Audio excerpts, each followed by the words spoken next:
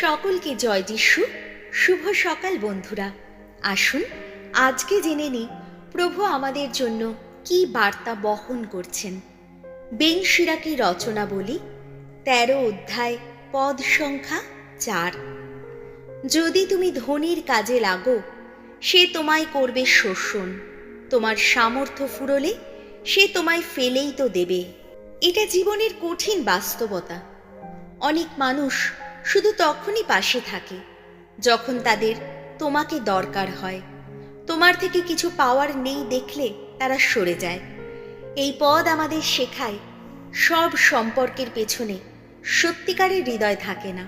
তবে এটা হতাশ হবার জন্য নয়, বরং শেখার জন্য। তুমি নিজে যেন কাউকে কেবল স্বার্থের জন্য ব্যবহার না করো।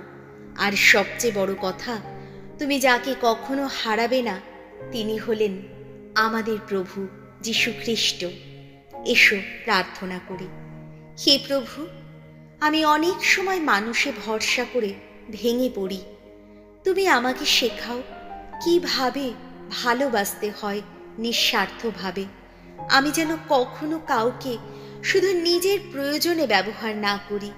আর যখন কেউ আমাকে পরিত্যাগ করে, তখন আমি যেন তোমার উপস্থিতি অনুভব করি। এই সকল প্রার্থনা করি আমাদের প্রভু যীশু খ্রিস্টের নামে। আমেন।